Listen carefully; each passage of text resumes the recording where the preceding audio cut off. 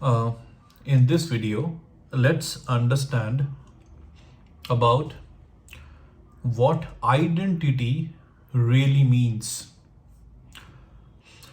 So, when you hear anyone ask you a particular question that do you know your real identity? What do you think that particular person is asking you in actuality? When someone asks you or when someone asks you that okay please think about your real identity, so then only you will be able to know about your true strength, you will be able to know about your real potential. So identity has a very huge importance whenever we try to understand the significance of unveiling your true potential.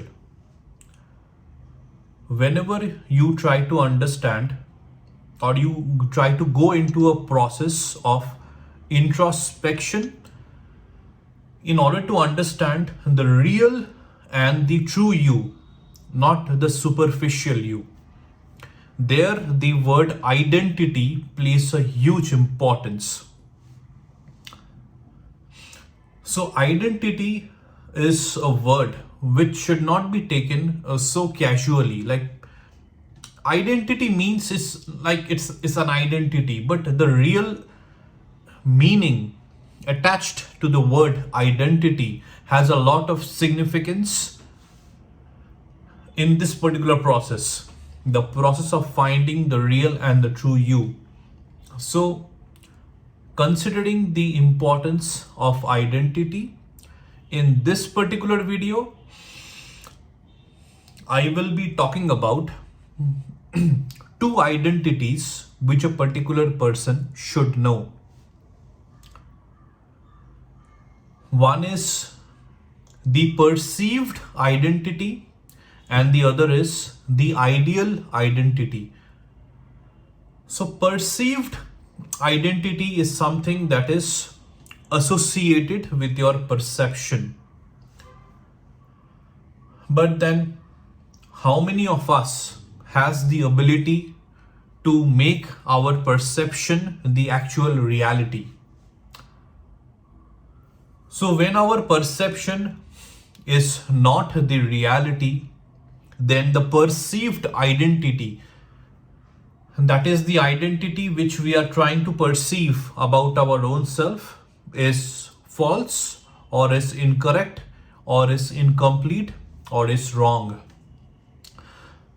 So perceived identity is basically your perception about your identity, which can be limited and restricted because of some various reasons. What are the reasons? Common reasons are your false beliefs, your false assumption towards your life, your materialistic mindset, your low self-image, that is your false notion about your own true potential and true strength, and also self pride. So all of these factors can lead you to have a perception about your identity which can be false, limited, restricted in a lot of ways. So considering that there is definitely a perceived identity that people falsely believe it to be as true identity when it is not. So the real and the true identity is referred to as ideal identity. So what is ideal identity? Ideal identity is basically the real, true and the actual identity of your own self. Ideal identity is the ideal version of you. It is your present and your future focused self.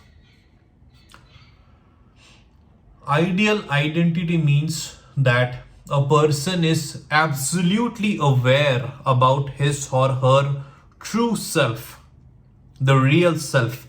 So the self-awareness of such individuals is on a different level altogether.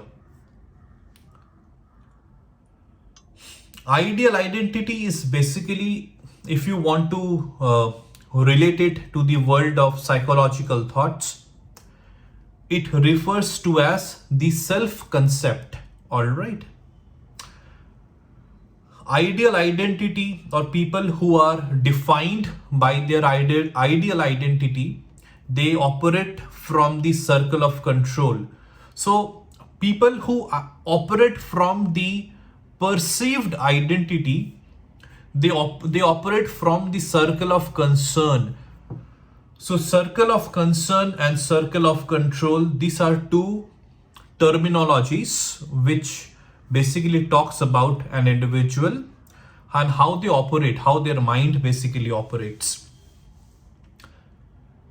So individuals who operates from the circle of control, they basically are always concerned with what the outside people might or might not think about them.